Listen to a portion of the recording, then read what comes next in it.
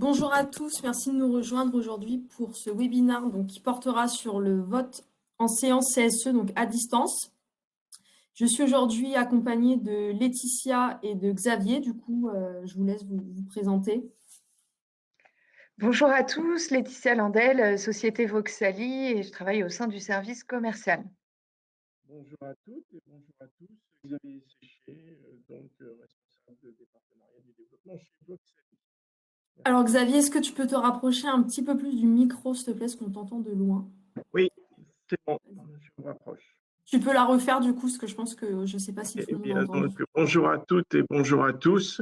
Je suis Xavier Séché, responsable des partenariats et du développement chez Voxali. Merci Xavier. Donc Morgane Tuillier, je suis Product Manager sur la gamme signature et la gamme RH chez DocaPost. Donc, au sommaire de ce webinaire, tout d'abord un petit point sur le cadre réglementaire du vote à distance pour les réunions CSE. Ensuite, on vous présentera de manière assez macro l'outil et ses fonctionnalités. Le processus de vote, de manière théorique. Ensuite, Laetitia vous fera une démonstration de l'outil, donc concrètement comment ça se passe dans la pratique, que ce soit du paramétrage de la réunion, les délibérations et le vote ensuite en séance. Ensuite, on terminera on ouvrira un peu les perspectives avec les solutions globales de gestion des relations sociales proposées par DocaPost. Et vous avez à votre disposition un chat, à travers lequel vous pouvez nous poser les questions que vous souhaitez. On y répondra en fin de séance.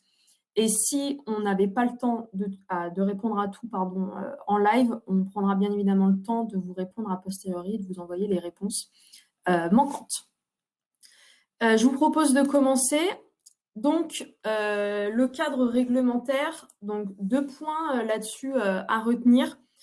C'est qu'aujourd'hui, d'une manière générale, sur les relations sociales ou les RH, on a un contexte réglementaire qui favorise l'utilisation du numérique, donc maintenant qui est de plus en plus déployé. Donc, deux textes à retenir. Premièrement, un décret qui date de 2016, qui a permis de fixer et de préciser les modalités de déroulement des réunions des IRP, dont la visioconférence. Et le 1er avril de l'année dernière, donc ça fera bientôt un an, dans le cadre du premier confinement qu'on a connu, qui autorisait le recours à la visioconférence pour toutes les réunions CSE ainsi que d'autres IRP. Deux points à retenir néanmoins. L'employeur doit informer les membres du CSE concernés et pas de limitation du nombre de réunions par ce biais-là durant l'état d'urgence sanitaire, qui est prolongé à chaque fois. Le problème, c'est qu'au-delà, le fait de réunir les gens par visioconférence, c'est comment on permet à nos élus de voter, le tout en respectant tous les points inhérents au vote, donc l'anonymat, le secret, etc. Donc aujourd'hui, cet outil de vote en réunion, Xavier, est-ce que tu peux nous décrire très rapidement en quoi consiste cet outil ? Alors, on est bien, vous l'avez compris, sur un outil de vote à distance en séance ou de vote en séance à distance. Cet outil vous garantit un vote anonyme et sécurisé, mais nouveauté, ce vote peut être non anonyme si nécessaire lors de votre réunion pour certaines délibérations. C'est un dépouillement qui est instantané, on y reviendra tout à l'heure. Consultation des résultats en temps réel après chaque délibération, c'est vraiment très agile. L'accès est instantané pour tous les participants à partir de n'importe quel outil. Donc c'est simple, intuitif, rapide. Voilà, on est en mode SaaS, bien sûr, on respecte les conformités, on est hébergé en France. Voilà. Voilà, les bénéfices pour vous et pour les instances représentatives. Donc pour l'entreprise, c'est une facilité de mise en œuvre, la personnalisation qui est quand même aussi d'un point de vue ergonomique plaisante, gain de temps, réduction des frais automatiquement, centralisation des informations et archivage des réunions. Et donc, pour les élus, les avantages sont également nombreux. Vous avez vu cet accès qui est instantané, le vote qui peut être anonyme ou non anonyme en fonction des délibérations, consultation des résultats et gain de temps, bien sûr, réduction des déplacements. Voilà pour la partie des élus. Donc, cet outil a été largement plébiscité en 2020. Plus de 200 entreprises ont choisi donc cet outil et l'utilisent régulièrement. On a géré plus de 2000 réunions et plus de près de 30 000 invitations. Et ces chiffres ne cessent de progresser en 2021. C'est vraiment un outil qui est fortement plébiscité. Alors, on peut passer maintenant, si vous le voulez bien, aux détails. Comment se met en œuvre cette solution? Eh bien, je vous propose de distinguer 6 étapes. La première, Voxely va donc mettre à disposition un site de vote paramétré et personnalisé et donc va créer des codes d'accès pour, alors on peut l'appeler président, mais on peut l'appeler aussi administrateur ou gestionnaire. Avec ces codes, donc, cet administrateur contrôle et modifie les coordonnées des participants élus. Donc, il va corriger la liste des participants avant chaque réunion pour s'assurer donc que cette liste est parfaitement exacte par rapport aux gens donc qui vont être invités à cette réunion. En étape 3, donc là, on est la veille ou peut-être le matin, cet administrateur va créer les réunions et saisir les délibérations. Et donc, en début de réunion, il va pouvoir inviter à voter les participants, donc les élus, aux différentes délibérations. On arrive à l'étape numéro 4, et là, en quelques secondes, les participants reçoivent un lien d'activation, soit par SMS, soit par mail, et peuvent ainsi s'authentifier de manière sécurisée. Donc la réunion commence, les invitations ont été envoyées, ils ont activé ce lien, et donc on passe à l'étape 5 avec à chaque délibération l'ouverture, le suivi et la clôture des votes en temps réel pour donc chaque délibération. On verra tout à l'heure sur les écrans. Je reçois la délibération avec 3 choix, favorable, défavorable, abstention. Je fais un choix. Dans un deuxième écran, on me demande de confirmer mon choix. Dans un troisième écran, on va m'assurer que mon vote a été pris en compte. Et enfin, on aura quelques secondes après le résultat du vote sur la délibération. Donc, en étape 6, le dépouillement et le partage des résultats se fait après chaque vote. Vous voyez l'enchaînement de ces 6 étapes, les 4, 5 et 6 se déroulant pendant le vote en séance après la préparation par l'administrateur des étapes 1, 2 et 3. Voilà comment ça se déroule. Merci Xavier. Oui. On peut passer à la démo, exactement. On va laisser la parole à Laetitia pour qu'elle nous fasse cette petite démo. Merci.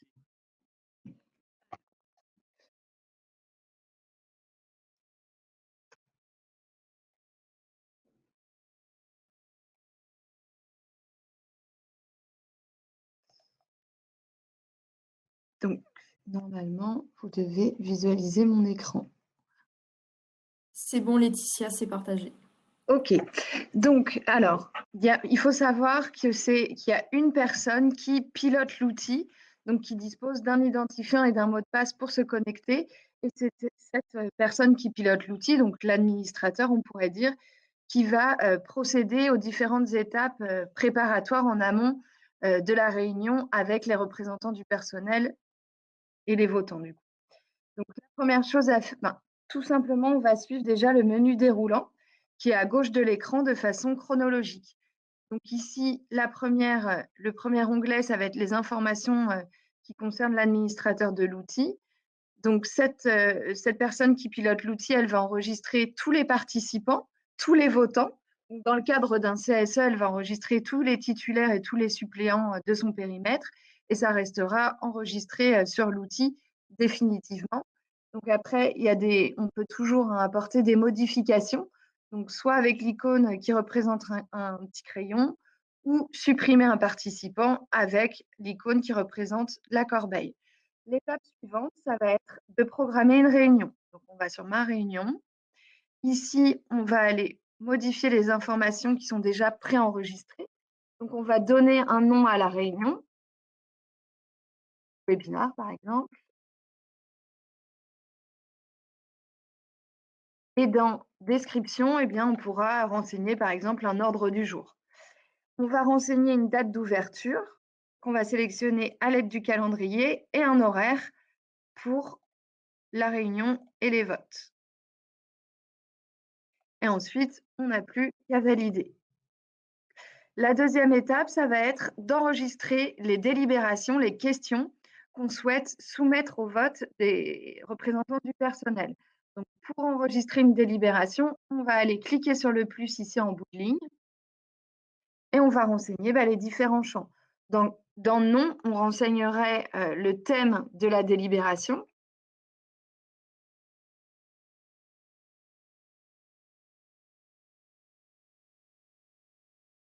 Laetitia, Oui. petite question de Jérôme, parce que ça va dans le sens de la démo. Ouais. Est-ce qu'il est possible d'ajouter par CSV les membres? Oui, tout à fait. On a la possibilité d'intégrer les membres avec un fichier Excel que l'on transmet à nos clients qui doivent compléter et nous, après, on procède à l'intégration automatique des participants. Tout à fait. Merci. Donc, dans description, on va poser la question.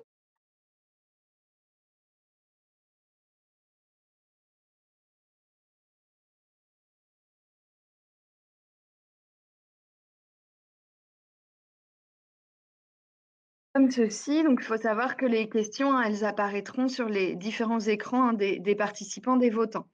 Ici, donc on a une indication sur le vote du président. Donc cette partie-là, elle est importante en fin de compte quand l'administrateur de l'outil est autorisé à voter. Donc en l'occurrence, là, c'est moi, donc je vais activer l'interrupteur pour me permettre de voter. Pour chaque délibération, on a la possibilité de choisir un vote à bulletin secret, donc vote anonyme, ou un vote non anonyme, donc un vote public. Ça, c'est vraiment possible pour chaque délibération. On peut le personnaliser à chaque fois. On a donc la nouveauté du moment, c'est aussi, donc, comme je vous disais, cette possibilité d'être sur du vote public. Et l'autre nouveauté du moment, c'est qu'on a plusieurs options de vote. Donc, on a un choix simple pour contre-abstention ou un choix qu'on va pouvoir aller personnaliser. Donc, ça, ce sera mon deuxième exemple. Là, on va rester sur un vote simple, à savoir pour contre-abstention. Et donc, on n'a plus qu'à créer la délibération. Donc, on crée autant de délibérations qu'on le souhaite. Donc là, je crée une deuxième délibération. Et donc là, on va procéder à un choix de réponse personnalisé. Donc, par exemple, élection d'une personne, qu'on appelle un scrutin de nom.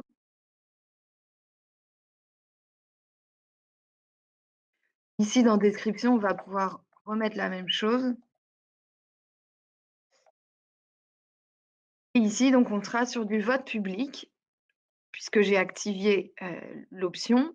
Et pour personnaliser les choix de réponse, on va activer la case choix. Ici, on va pouvoir choisir le nombre maximum de choix autorisés par votant. Donc, par exemple, si on renseigne un ici, s'il y a 3 choix de réponse possibles, le votant pourra faire un seul choix. Et ainsi de suite, si je mettais 2, il pourrait faire 2 choix. Et pour créer les choix, on va cliquer sur le plus. Et ici, on a des champs qui vont apparaître et qu'on va pouvoir compléter au fur et à mesure. On pourrait mettre un 4e choix, par exemple, en mettant vote blanc. Donc ça, c'est vraiment totalement personnalisable. Donc ici, on peut éventuellement changer l'ordre ou supprimer un choix qui finalement ne nous intéresse pas. Et on n'a plus qu'à créer la délibération. Donc ça, on est bien sur toutes les étapes en amont du jour J de la réunion avec les représentants du personnel. Le jour J arrive, on va aller, la personne qui pilote l'outil va aller directement sur piloter la réunion. Elle va le faire démarrer la réunion.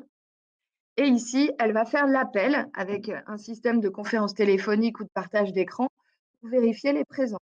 Donc la nouveauté, c'est qu'on a la possibilité de cocher l'intégralité des participants en une seule fois ou de les sélectionner un à un. Donc ici, je vais aller décocher Monsieur Klein parce qu'il est absent. et pour les autres, je les laisse sélectionner. Donc je valide, je continue. Donc je peux à tout moment, à ce stade, réinitialiser la réunion pour ajouter un participant, un retardataire par exemple, ou ici, ajouter un numéro de téléphone très rapidement en allant sur les participants, là qui apparaît en surbrillance, et ajouter un numéro de téléphone pour Monsieur Séché.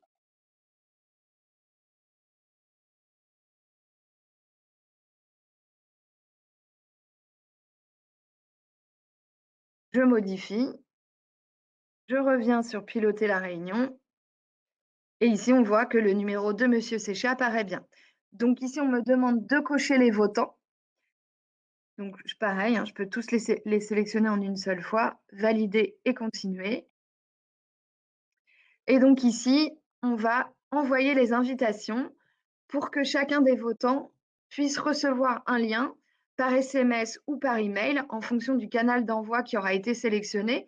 Donc il faut savoir que par défaut, s'il y a un numéro de portable de renseigné au niveau du participant, le canal d'envoi privilégié, ce sera le SMS. S'il n'y a pas de portable, ce sera donc l'email qui sera sélectionné comme canal d'envoi pour invitation. Donc ici, je clique sur envoyer les invitations et toutes les personnes vont recevoir un SMS ou un email avec un lien sur lequel il leur faut cliquer une seule fois. Moi, en tant qu'administrateur de l'outil, je vais rafraîchir les authentifications en temps réel. Donc, juste le temps que j'active mon lien. Et vous allez voir apparaître des petites encoches vertes qui vont attester de l'authentification de chacun des participants. Donc ici, on voit que tout le monde s'est authentifié, sauf Madame Le Goff. Donc c'est une démonstration, hein, donc on va passer à l'étape suivante puisque on n'est pas bloqué, hein, de toute façon, si tout le monde ne s'est pas authentifié, on peut quand même, hein, passer à l'étape suivante. Donc là, je vais cliquer sur continuer. Et donc ici, je vais ouvrir le vote de la délibération numéro 1. Donc la page internet qui s'est ouverte suite à l'activation du lien envoyé, elle va s'actualiser de façon automatique au fil de l'eau en fonction de l'ouverture et de la fermeture des délibérations qui est faite par la personne qui pilote l'outil. Et donc moi, en tant qu'administrateur, je rafraîchis le nombre de suffrages exprimés en temps réel. Laetitia, Oui. petite question, toujours dans le cours de la démo. Une question d'Amandine. Alors, je pose les questions qui vont dans le sens de la démo. On répondra aux autres à la fin, hein. Donc, une question d'Amandine qui nous demande si c'est bien l'administrateur et non le participant qui choisit si le vote est anonyme ou pas. Oui, c'est bien l'administrateur qui a cette possibilité d'activer le vote anonyme ou le vote non anonyme. En aucun cas, les participants ont cette possibilité puisque la seule chose à laquelle ils ont accès, c'est la page internet, en fin de compte, qui leur permet de voter aux différentes délibérations. Ils n'ont pas la main sur le pilotage de l'outil. Donc ici, on a la totalité des voix exprimées, 4 voix sur 4. Donc, je vais clôturer le vote de la délibération numéro 1 et on va avoir les résultats de façon instantanée. Donc ici, on a 3 voix favorables, 1 voix défavorable. Et pour plus de détails, on va aller en début de ligne, activer le plus. Et ici, on va avoir les voix exprimées sans savoir qui a voté pour quelle option, puisqu'on est sur un vote anonyme. Mais on a comme une liste d'émargement qui apparaît juste ici, hein, dans les voix exprimées.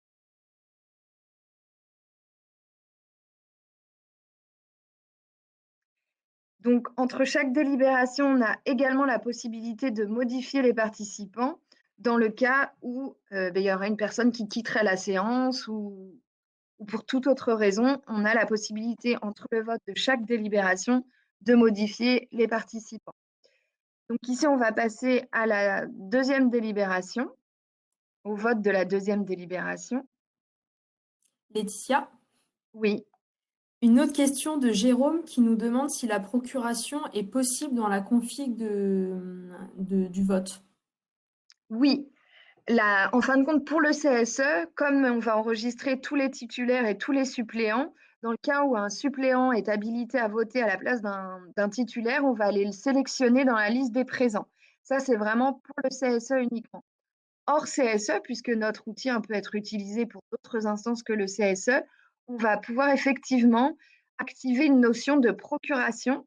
Donc, pour les personnes absentes, on pourra, grâce à un menu déroulant, sélectionner la personne qui aura procuration sur une autre. Peut-être on pourra le montrer après? Oui, Ça marche. Et je termine avec une autre question de Sébastien qui nous demande s'il est possible d'intégrer directement une instance, entre parenthèses, outil d'Ocapos. Donc, peut-être, Sébastien, vous faites allusion à l'outil de pilotage des relations sociales. N'hésitez pas à préciser dans le chat et sélectionner les votants. On va peut-être attendre que Sébastien reprécise la question et on reviendra dessus, si ça te va. c'est parfait. Donc, j'ouvre le vote de la délibération numéro 2 et je vous montrerai après rapidement justement comment on gère cette question des procurations hors CSE. Donc, ici, on va pouvoir rafraîchir le nombre de suffrages exprimés puisque j'ai ouvert le vote de la délibération numéro 2. Donc ici, ah oui, c'est normal, c'est moi qui n'ai pas voté. Voilà. Donc là, je vais rafraîchir le nombre de suffrages exprimés. J'ai bien l'intégralité des votants qui se sont exprimés. Donc, je vais clôturer le vote de la délibération numéro 2 pour avoir les résultats de façon instantanée. Donc, j'active le plus en début de ligne. Et ici, j'ai les résultats des votes. Donc, on voit qu'on a récolté donc 2 voix pour Madame Dominique Gendry et 1 voix pour Aurélie Lupin. Et ici, comme on est en vote public, donc en vote non anonyme, on voit que Laetitia Landel et Madame Le Goff ont voté pour Madame Gendry et que Monsieur Séché a voté pour Madame Lupin. Ici, je vais aller enregistrer les résultats qui vont aller automatiquement s'archiver dans mes réunions précédentes ici. Donc, à tout moment, pour la personne qui pilote l'outil, elle pourra accéder aux résultats des votes, de tous les votes, de toutes les réunions auxquelles, pour lesquelles elle aura utilisé notre outil de vote à distance. Juste une précision, on a la possibilité d'ajouter une délibération en cours de réunion en revenant sur préparer la réunion. On ajoute une délibération dans le cas où elle n'aurait pas été prévue en amont. Donc ici, je vais enregistrer les résultats et je vais juste vous montrer rapidement comment on gère les procurations. Donc ce serait, là, on va repartir sur une autre réunion. Hop, je vais aller sur ma réunion. Je prépare une nouvelle réunion. Donc je vais aller modifier l'horaire. Et ici, on a une ligne nombre maximum de mandats par participant. Donc ici, si on renseigne 1, ça va nous permettre de sélectionner les votants qui vont avoir procuration. Donc je valide. Ici, je vais renseigner la délibération. On va rester sur du vote anonyme, du pour contre abstention, tout simplement.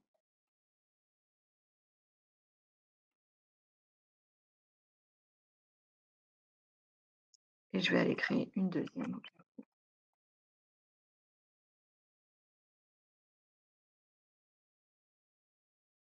Et donc ici, on va sur piloter la réunion, même principe, c'est le même processus à chaque fois, évidemment. Donc ici, on va cocher tous les présents. Et ici, par exemple, on voit que Monsieur Klein, en faisant l'appel en direct, on voit que Monsieur Klein est absent et que c'est Laetitia Landel qui va avoir procuration sur le vote de Monsieur Klein. Je sélectionne ici dans le menu déroulant. Je valide, je continue. Ici, j'envoie les invitations. Donc, les votants, hop, on va laisser uniquement Monsieur Séché. On valide, on continue. J'envoie. Alors, attendez, je vais juste faire une modification.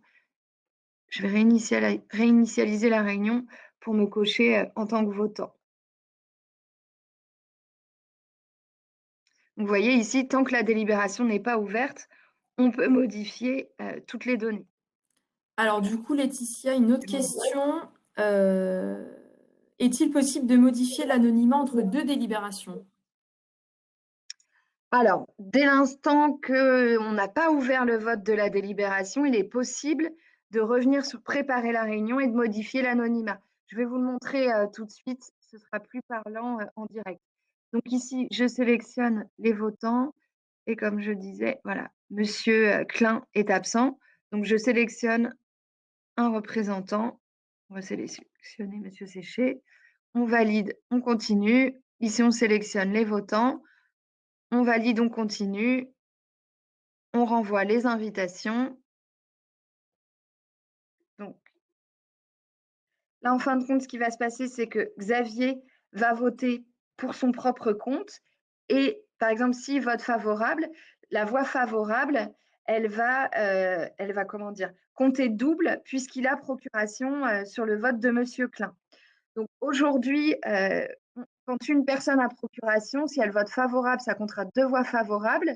Et on a un développement en cours, ce qu'on va appeler la ventilation des mandats. C'est-à-dire que si Monsieur Séché veut voter favorable et Monsieur Klein lui avait demandé de voter défavorable, on aura la possibilité de distinguer les 2 votes, donc d'avoir un vote favorable et un vote défavorable pour Monsieur Klein. Donc ici, tout le monde est authentifié. Je vous montre juste comment va apparaître la procuration.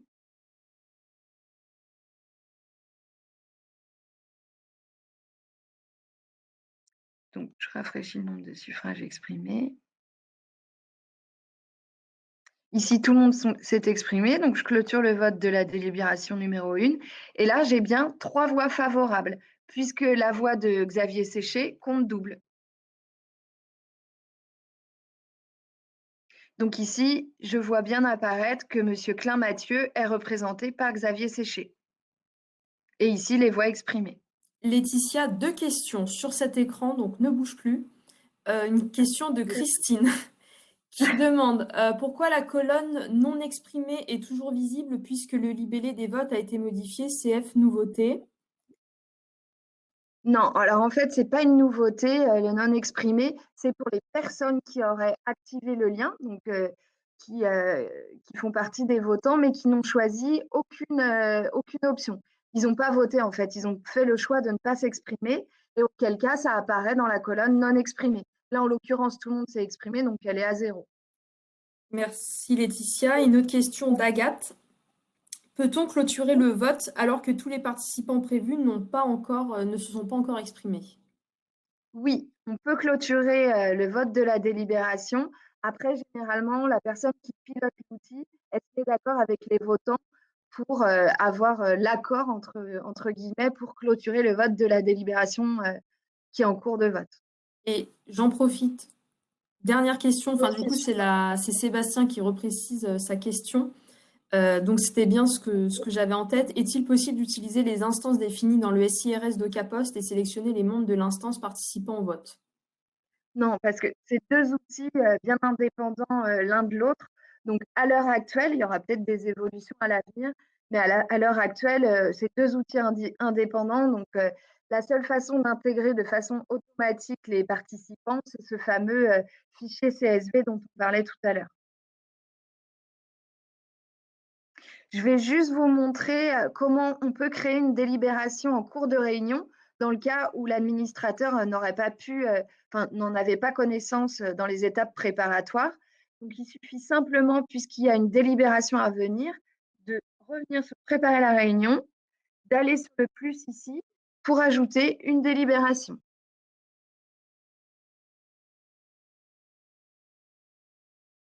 Vous allez la voir apparaître. Donc ici, on est en vote, par exemple, non anonyme. Je crée ma délibération. Je reviens sur piloter la réunion et elle apparaît bien ici en fin de liste, tout simplement. Et tout à l'heure, vous me posiez la question s'il était possible de modifier l'anonymat entre chaque délibération. Donc, bien entendu, si on a ouvert le vote, on ne peut plus rien modifier. Mais tant qu'on n'a pas ouvert le vote de la délibération, on peut tout à fait aller la modifier en revenant sur préparer la réunion.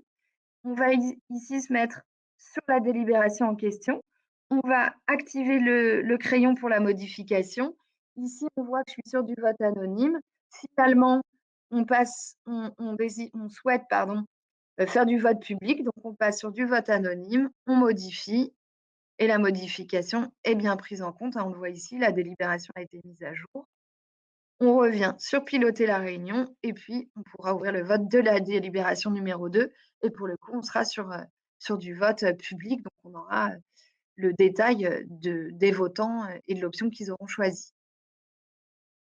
Voilà. Laetitia, excuse-moi, une question d'Amandine, et il me semble que c'est sur la partie où il y avait la procuration. Amandine qui nous demande pourquoi 2 exprimés et 3 favorables dans l'exemple, mais du coup, je pense que si tu peux dérouler, tu sais, le détail. Et je pense que c'est parce qu'il y a la ligne représentée, Klein-Mathieu, représentée par Xavier Séché. Oui.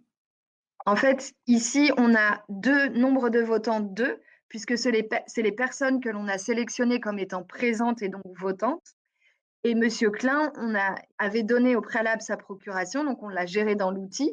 Donc au final, il y a bien 3 voix à prendre en compte dans le résultat des votes, puisque on a bien renseigné que Klein-Mathieu était représenté par Xavier Séché. Merci Laetitia. Donc, de mon côté, j'ai fait le tour des différentes fonctionnalités. Donc, je vais redonner la parole peut-être à Xavier. Merci à tous en tout cas. Alors, Alors, du coup, Laetitia, si tu peux couper ton partage, s'il te plaît, je vais repartager le support. C'est bon. En tous les cas, merci Laetitia pour cette grande maîtrise de l'outil. Je pense que c'était très clair. On a eu beaucoup d'exemples concrets. Oui, merci Morgane de me remettre cette page. Effectivement, juste pour repréciser, pour un élu, en fait, vous voyez, sur un écran de smartphone, il y a 5 écrans possibles. Le premier, c'est la réception de l'invitation. Donc là, je clique dessus, donc je m'authentifie. Le second, à chaque délibération, je vais avoir les 3 choix possibles, pour contre abstention ou favorable, défavorable, abstention. Le troisième, c'est toujours une confirmation, donc le vote, mon choix. Et le quatrième, l'accusé de réception, la prise en compte de mon vote. Et le cinquième, quelques secondes plus tard, ce sera le résultat du vote. C'est aussi simple que ça. Et si tu veux bien, Morgane, dans l'écran suivant, et dans la continuité de ce que je viens de dire, je souhaite partager avec vous les réactions nombreuses que l'on a depuis des mois. Et si je dois me poser la question pourquoi choisir l'outil de vote en réunion, sincèrement, la première réponse, c'est cette facilité de mise en œuvre et l'accessibilité qui fait vraiment l'unanimité. La simplification du dialogue social arriverait peut-être en deuxième position parce que c'est vraiment un outil très très utile et qui est donc tellement facile à mettre en œuvre qu'on peut l'utiliser autant que l'on veut. Et puis après, vous voyez, il y a beaucoup d'autres raisons, comme par exemple un outil simple intuitif, l'expertise sur la dématérialisation des échanges. Donc on a un outil sécurisé, conforme et hébergé en France. Voilà. Mais j'insiste bien sur cette facilité de mise en œuvre, cette accessibilité qui est vraiment la remarque principale que l'on nous fait à chaque utilisation. Alors Xavier, justement, tu évoques la partie hébergement en France. Une question de Frédéric, qui est d'ailleurs la première question qui a été posée dans le chat. Héberger en France, est-ce que c'est chez OVH? Alors, non, actuellement, on a plusieurs hébergeurs, donc avec des backups. Et aujourd'hui, Voxali, DockerPost peut assurer que, voilà, même vous faites allusion à cet incendie qui a eu lieu chez OVH. Aujourd'hui, on peut assurer que l'hébergement de ces solutions ne serait pas impacté dans de telles circonstances. Merci Xavier. Donc je vais clôturer. Je pense par contre si vous pouvez couper votre micro de votre côté, parce que ça fait de l'écho. Oui, bien sûr. Merci. Donc pour terminer là-dessus et ouvrir, on va dire, les perspectives comme on l'avait dit en préambule. Donc les autres outils de pilotage des relations sociales et qui a été notamment, donc notion qui a été introduite notamment par Sébastien dans sa question. Donc aujourd'hui, le dialogue social chez DockerPost, on le décompose en 2 temps. Donc le premier temps qui est l'organisation de vos élections professionnelles. Et en plus, on arrive là dans une période sur 2021, 2022 et 2023 où on va avoir beaucoup de renouvellement justement de CSE notamment. Donc, il y a un premier temps d'accompagnement sur cet aspect-là du dialogue social.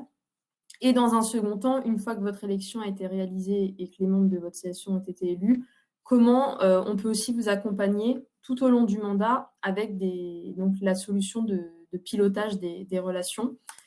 Donc aujourd'hui, on a 7 modules qui sont concernés par cette fameuse plateforme dont parlait Sébastien, plus un outil distinct, donc le vote aux séances, que Laetitia vous a longuement présenté juste avant. Donc 7 modules avec la partie élection, résultats d'élection, représentativité syndicale, les comités de groupe, donc là pour les sociétés concernées, ça reste à la marge, mais il existe. Tout ce qui va être gestion des accords collectifs, la fameuse base de données économiques et sociales, donc qui va vous permettre de gérer tout le patrimoine documentaire que vous devez mettre à disposition de vos élus. Et les heures de délégation aussi, un module qui est très demandé aussi depuis la naissance du CSE, pour pouvoir piloter en temps réel la gestion de ces heures de délègue, que ce soit côté employeur et même manager, que côté élu. Donc, je vais pouvoir céder, mutualiser, déclarer mes heures de délégation dans le cadre de mon mandat. Donc, on fera probablement, je pense, peut-être un webinar cette année sur la suite d'une manière plus globale. Donc, n'hésitez pas à vous inscrire quand il sera en ligne. Donc, on a terminé la présentation. Il nous reste environ 8-9 minutes. Donc, si vous avez des questions, n'hésitez pas. On a du coup le temps d'y répondre. Alors, du coup, Laetitia, Xavier, il y a une autre question de Jérôme qui est tombée entre-temps. Y a-t-il une extraction finale de la réunion avec l'ensemble des résultats de toutes les délibérations? Et ça, Laetitia, je pense que tu peux reprendre la main si tu veux le remontrer peut-être dans l'outil. Ouais. Alors, je vais juste repartager l'écran. Allez, pardon. Donc ici, effectivement, tous les résultats, donc, comme je vous disais, sont archivés à la fin de chaque réunion dans mes réunions précédentes. Ici, en activant la loupe, on va avoir la date et l'heure du vote avec tous les résultats qui apparaissent ici de la même façon que vous l'avez vu tout à l'heure et la synthèse des participants. Donc, pour répondre à la question, aujourd'hui, il y a effectivement une extraction possible des résultats.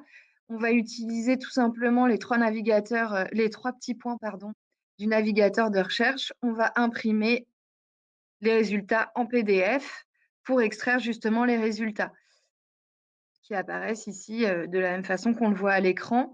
Donc, juste pour information, il y a une évolution à venir, c'est l'extraction automatique de l'outil avec un fichier probablement PDF pour extraire les résultats sans passer par cette impression du navigateur de recherche. Mais aujourd'hui, on peut effectivement les extraire avec le processus que je viens de vous présenter. Merci Laetitia. Alors, j'ai vu qu'il y avait une question par rapport au support. Normalement, vous pouvez télécharger directement depuis l'outil Webikeo, mais on vous le mettra en pièce jointe de l'email de remerciement. On a encore quelques minutes, donc si vous avez des questions, surtout, n'hésitez pas. Et sinon, si vous avez vu tout ce que vous souhaitiez voir et que vous n'avez plus de questions, on peut aussi du coup s'arrêter là. On va encore attendre quelques minutes.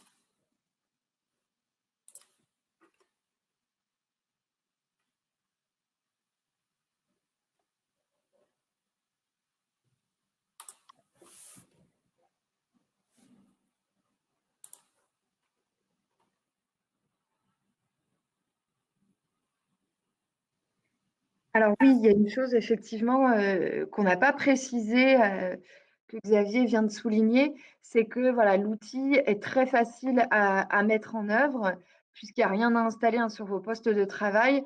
Dès l'instant où la proposition commerciale est validée par le prospect ou le client, les accès administrateurs sont ouverts dans la journée. dans un délai de 24 heures maximum. Donc, c'est très rapide et facile à mettre en œuvre.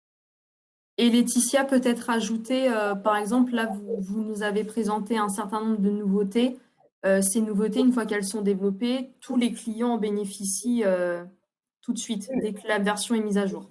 oui, bien sûr. Dès l'instant où les nouvelles fonctionnalités sont opérationnelles, elles sont accessibles à l'ensemble des clients qui ont souscrit à l'outil. D'ailleurs, une question de Flavien.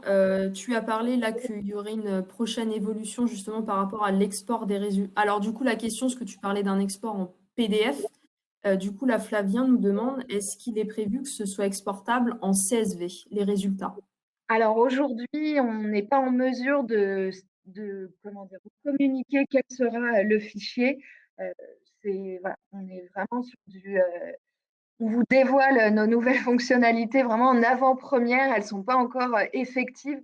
Donc bon, ce serait je parle bien au conditionnel, soit un fichier CSV ou un fichier PDF, mais à l'heure où on vous parle, on ne saurait pas vous garantir avec certitude quel sera le fichier, enfin le format accessible. Ça marche. Merci Laetitia. Une question de Marie que je vais prendre du coup. Y a-t-il un lien entre Meleva et DocaPost? Alors Meleva, en fait, c'est comme Voxalis, c'est une marque du groupe DocaPost. Donc ce sont des business units qui sont concentrés ou pas d'ailleurs sur des activités. En l'occurrence, Voxalis, aujourd'hui représenté par Xavier et Laetitia, et la BU de DocaPost qui est spécialisée sur tous les outils donc de vote électronique, de gestion des relations sociales, etc. Et donc, Meleva, tout comme Voxalis, est une marque de DocaPost et qui va proposer un certain nombre de solutions d'envoi de courrier, de recommandés papier, de recommandés électroniques, de signature électronique, d'émat de factures, de bulletins de paie, par exemple. Donc voilà, c'est une marque qui propose un certain nombre de produits dans l'écosystème de DocaPost. Une question de Haute-Savoie, mais je pense que tu viens d'y répondre, Laetitia. Quel délai justement pour ces nouvelles fonctionnalités? Alors elles sont déjà, enfin pour celles qu'on vous a présentées aujourd'hui, elles sont déjà actives sur l'outil. Donc voilà. Ça marche. Il nous reste 3 minutes. Si vous avez d'autres questions, n'hésitez pas. Et sinon, on va déjà premièrement vous remercier de nous avoir suivis ce matin pour la présentation de cet outil de vote en séance. Donc, comme le disait Xavier, vote en séance à distance ou l'inverse. Et puis, on reste à votre disposition si vous avez de plus amples des questions complémentaires qui vous viendraient a posteriori après avoir vu le replay ou autre. Vous aurez un contact donc pour revenir vers nous et pour peut-être rentrer plus en détail dans un projet que vous auriez dans votre organisation. Merci à tous et puis très bonne journée. Merci, au revoir. Merci, au revoir, bonne journée.